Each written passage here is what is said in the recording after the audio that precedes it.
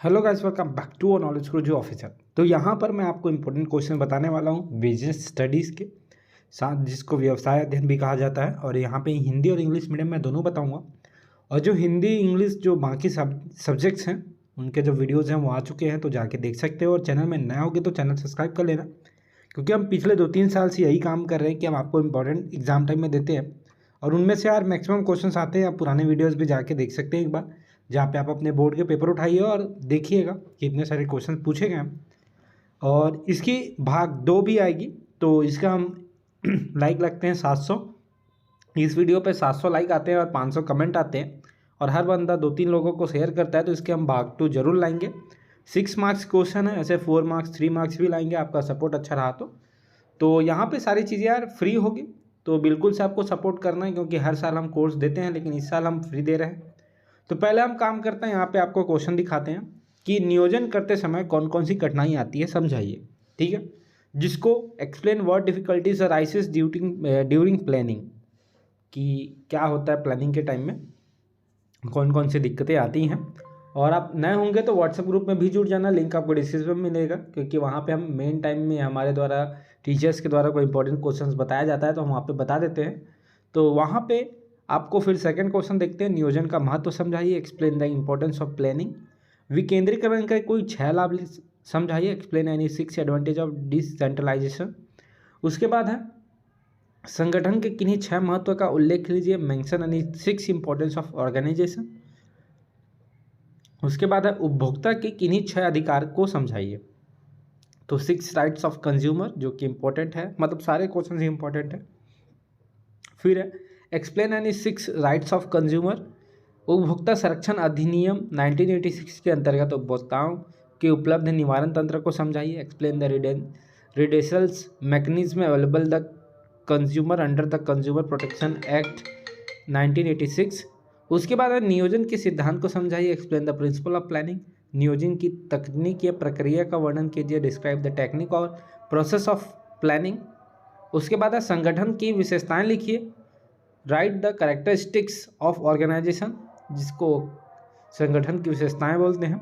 कार्यात्मक संगठन ढांचे के दोष स्पष्ट कीजिए। ठीक है, तो यहाँ पे आपको करना explain the demerits of functional organisation structure. उसके बाद है अपने हितों की सुरक्षा हेतु उपभोक्ताओं के किन्हीं 6 उत्तरदायित्व की संक्षेप में व्याख्या कीजिए। Briefly explain any 6 responsibilities of the consumer to protect his interest. ठीक है, फिर है उपभोक्ता संरक्षण के कोई 6 महत्व लिखिए, तो right any important point of consumer protection, तो एनी इंपॉर्टेंट नहीं, एनी 6 है वो। उसके बाद है एक श्रेष्ठ नियोजन हेतु आवश्यक बातों का उल्लेख कीजिए, mention the things necessary for a good planning. फिर है what are the characteristics and points that should be take up in the mind will planning by the management. प्रबंधक द्वारा नियोजन करते समय किन किन लक्षणों बातों का ध्यान रखना चाहिए। ठीक है, उसके बाद है रेखा या रेखीय संगठन के लाभों को समझाइए, बेनिफिट ऑफ लीनियर ऑर्गेनाइजेशन। ठीक है, उसके बाद है अनौपचारिक संगठन से क्या आशा है, ये आपको बताना है, जिसको इनफॉर्मल ऑर्गेनाइजेशन बोलता है। इसके 4 लाभ लिखने हैं, तो बेनिफिट लिखने हैं, 4 बेनिफिट। उसके बाद है जिला उपभोक्ता मंच के कोई 4 अधिकार लिखने हैं, बेनिफिट ऑफ जो डिस्ट्रिक्ट कंज्यूमर है उसके बारे में लिखना है, 4 राइट्स लिखने हैं इसके।